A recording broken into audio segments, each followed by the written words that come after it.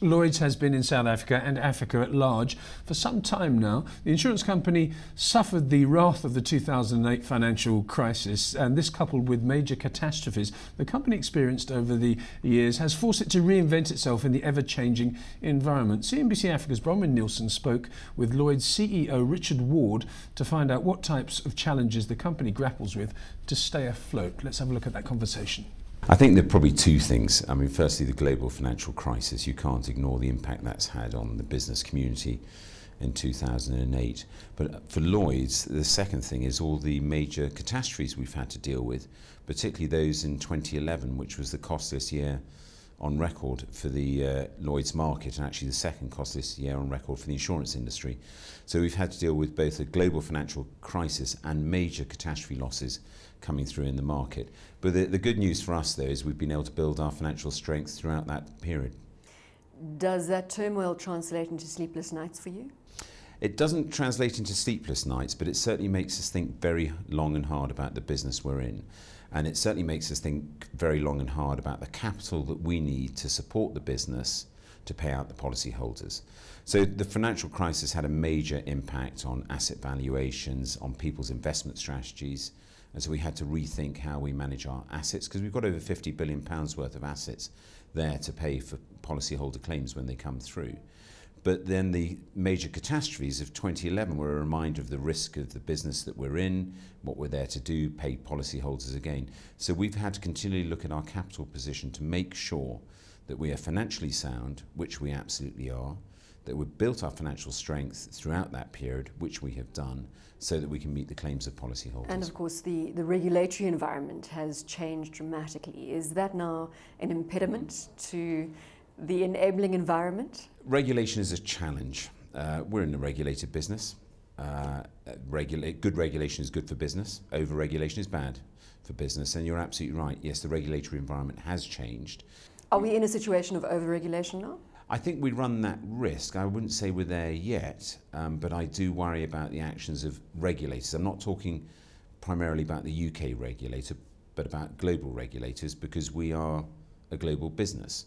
So we have to deal with regulators here in South Africa, we have to deal with regulators in China, we have to deal with regulators in the US. And so we're continually having to deal with the issues that the global financial crisis has thrown up, that regulators are now trying to get to grips with.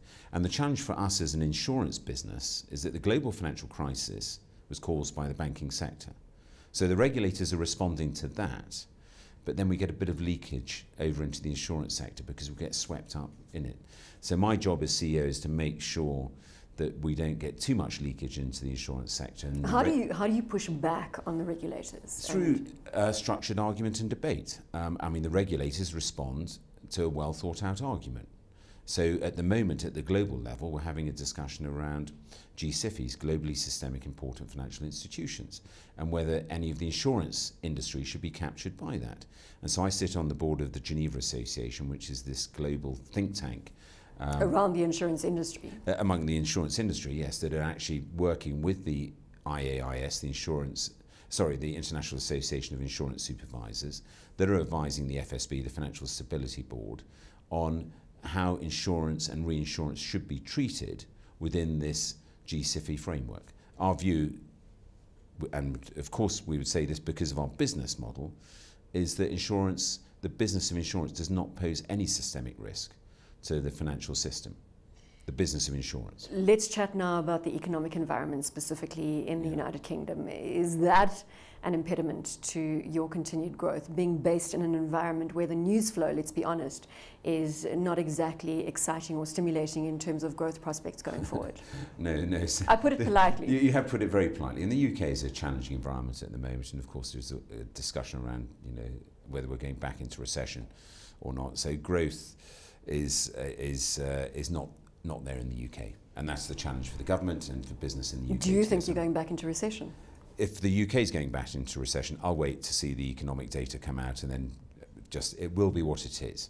But I think from a Lloyds perspective, whilst we're a business based in London, we are an international business. So if I look at where our business comes from, 40% of it comes from North America. Only 20% comes from the UK.